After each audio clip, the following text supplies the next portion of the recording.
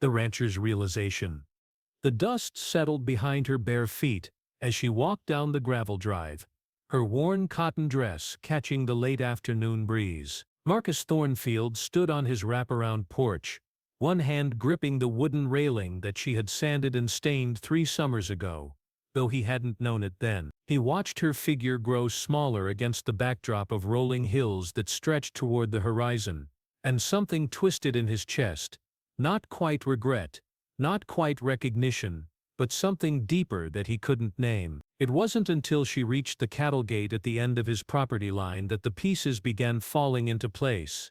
The gate itself was a work of art, wrought iron twisted into elegant curves that somehow managed to look both sturdy and graceful. Marcus had always been proud of that gate. Visitors commented on it regularly, and he would nod and accept their praise as if he'd designed it himself. But now, watching Elena Martinez lift the latch with the practiced ease of someone who had built it with her own hands, he remembered something his foreman had mentioned years ago, something about the Mexican woman who'd done metalwork for the previous owner. Elena paused at the gate, her silhouette framed against the golden light. She didn't look back. She never looked back. Marcus found himself stepping off the porch, his boots loud against the wooden steps that she had replaced board by board after the termite damage. He hadn't helped her then. Hell, he hadn't even known she was doing it. He'd been in Dallas that week, negotiating cattle prices and staying in hotels that cost more than most people made in a month. "Elena," he called out, but the wind carried his voice away from her rather than toward her. She was already through the gate, already walking down the county road that would take her back to the small house she rented on the outskirts of town. The same house she'd been living in for the past 8 years, the same house he'd driven past 1,000 times without really seeing. He started walking after her, his long strides eating up the distance. The gravel crunched under his feet, each step a small reminder of the driveway she had helped repave 2 years ago when the delivery trucks started leaving deep ruts. She had been the one to suggest the specific grade of gravel, the one who knew which local quarry offered the best prices, but Marcus had written the check and taken credit for the improvement. The realization hit him like a physical blow as he passed the wooden fence posts that lined his property. She had installed every single one of them. Not the fence company he'd hired. They had taken his money and disappeared after the first week, leaving behind substandard work and a half-finished job. Elena had quietly stepped in, working evenings and weekends to complete what they'd started, replacing their shoddy craftsmanship with posts that would last decades. He remembered now, with startling clarity, coming home to find her kneeling by a fence post, her dark hair tied back with a piece of cloth, sweat beading on her forehead as she worked to set it perfectly straight. He had paused in his truck, watching her work with an efficiency that spoke of years of experience, and he'd felt something then, gratitude, maybe, or admiration. But he'd driven on to the house without stopping, without saying thank you, without even acknowledging her presence. "Elena."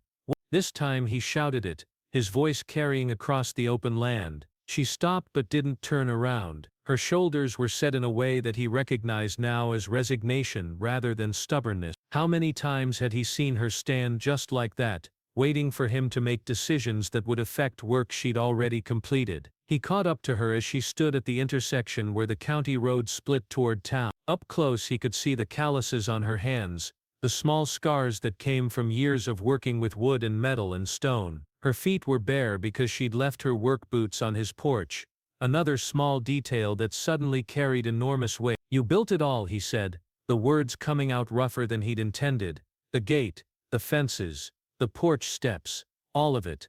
Elena finally turned to face him and he was struck by how tired she looked. Not physically tired, she had always been strong, capable of working longer hours than men twice her size. This was something deeper, a weariness that seemed to come from her bones. "Yes," she said simply, "I built most of it. The house renovations, the new roof, the updated plumbing, the kitchen cabinets." It wasn't a question. The memories were flooding back now, puzzle pieces clicking into place with almost audible snaps. "You designed them, you installed them. Your wife wanted a modern kitchen," Elena said. "I gave her one." Margaret, his ex-wife who had taken half of everything in the divorce and moved to Austin, leaving him with a ranch that had increased in value by 300% during their marriage. A ranch that Elena had transformed from a rundown property into one of the most beautiful homesteads in the county. The irrigation system, Marcus continued, his voice growing stronger as the full scope of her contributions became clear. The one that increased our water efficiency by 40%. That was your design. You said you wanted to reduce costs. The guest house that brought in rental income. The workshop that I leased to the furniture maker. The barn renovation that let us increase our livestock capacity. He was talking faster now, the words tumbling over each other. That was all you. Elena shifted her weight, and he noticed that her feet were already dusty from the road. She had been walking this same route for years, he realized. Walking home after days spent improving his property, adding value to his land, solving problems he didn't even know he had. Why didn't you ever tell me? He asked. Why didn't you take credit? For the first time since he'd known her, Elena smiled, but it wasn't a happy expression. Would you have listened? The question hung in the air between them like smoke. Marcus opened his mouth to say yes, of course he would have listened, but the words died in his throat. He thought about all the times she had tried to show him plans, to explain improvements, to discuss ideas for the ranch. He had always been polite but distracted, nodding while checking his phone or thinking about other things. He had treated her like hired help, like someone whose job it was to implement his vision rather than create her own. I listened to your foreman, Elena continued. Bill understood what I was trying to do. He knew the ranch needed improvements, and he knew I could make them happen. So we worked together. Bill Martinez, Elena's older brother, who had been running the day-to-day operations of the Thornfield Ranch for the past decade. Another piece of the puzzle that Marcus had somehow missed. The foreman who had turned his struggling operation into one of the most profitable ranches in the region was related to the woman who had been quietly transforming the physical property. The two of you, Marcus said slowly, you've been partners this whole time. We've been trying to save your ranch, Elena corrected. When you inherited it from your grandfather, it was losing money every year. The infrastructure was falling apart, the land management was outdated, and you were spending more time in Dallas than here. Bill couldn't do it alone, and you weren't interested in learning. The truth of it hit him like cold water. His grandfather's ranch had been his refuge, the place he escaped to on weekends when city life became too much. But he had never actually learned how to run. He had assumed that writing checks and making executive decisions was enough, that the day-to-day details would take care of themselves. So you took care of the details, he said. I took care of everything, Elena replied. I designed solutions, built improvements, managed projects. I turned your weekend retreat into a working ranch that could support itself, and I did it because Bill asked me to, because this place mattered to him, and because, she trailed off, looking away. Because what? Because I thought it mattered to you too. The simple statement carried more weight than any accusation could have. Marcus felt something shift inside his chest, a recognition of how badly he had misunderstood everything. He had thought he was a successful rancher because his property was beautiful and profitable. He had taken pride in the compliments visitors paid to his improvements, the awards his ranch had won for conservation and innovation. But none of it had been his work. The solar panels, he said suddenly, the ones that cut our electricity costs in half. That was your idea too, wasn't it? Solar made sense for a property this size. The installation paid for itself in 18 months, and the native plant restoration project that earned us the Environmental Stewardship Award. The land was overused. It needed time to recover. The guest cottage that Architectural Digest wanted to feature. You said you wanted to diversify income streams. Each answer was delivered in the same matter-of-fact tone, as if transforming a failing ranch into a showcase property was just another day's work. Marcus realized that to Elena it probably had been. She was a master craftsperson, someone who saw problems and solved them with the same natural ease that most people used to breathe. Why are you leaving now? He asked. After all this, why are you walking away? Elena was quiet for a long moment, her eyes fixed on the horizon where the sun was beginning to set. When she spoke, her voice was softer than before. Because you sold it, she said. All of it. The ranch, the improvements, everything I built. You sold it to developers who are going to tear it down and build a subdivision. The words hit him like a physical blow. The development deal that had seemed like such a victory just a few hours ago, the culmination of years of increased property values and strategic improvements, suddenly felt like the worst kind of betrayal. I didn't know, he said weakly. You didn't realize that you were selling 8 years of my work. You didn't realize that you were destroying something I built with my own hands. Elena's composure finally cracked, and he could hear the pain in her voice. You signed those papers without thinking about what it would mean to tear down the fence I welded myself, to demolish the workshop where I spent every weekend for 2 years, to pave over the gardens I planted and tended.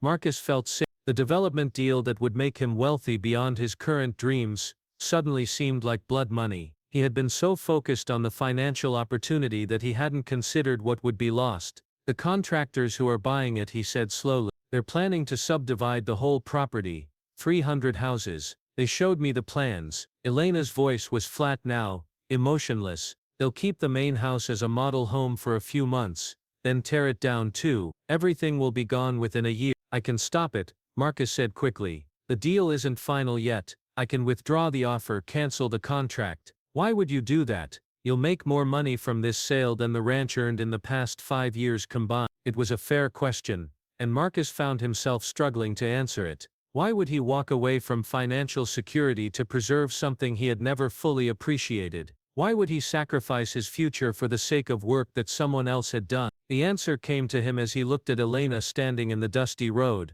her bare feet and calloused hands telling the story of years spent building something beautiful and lasting. It wasn't just about the ranch, it was about understanding, finally, what real value looked like. Because it's not mine to sell, he said. Not really, I may own the deed, but you built everything that matters. You and Bill, you created something worth preserving. Elena studied his face, searching for something. And what happens tomorrow when another developer makes you an even better offer? What happens when you get tired of ranch life again and decide you'd rather live in the city full time? Marcus didn't have easy answers to those questions. He had spent most of his adult life avoiding the kind of commitment that ranching required, but standing there in the fading light, watching the woman who had quietly transformed his property prepare to walk out of his life forever, he felt something shift inside him. Then I guess I'll have to learn how to be the kind of person who deserves what you built, he said. It wasn't a promise, exactly, but it was the beginning of one. Elena seemed to recognize that because some of the tension went out of her shoulders. Learning takes time,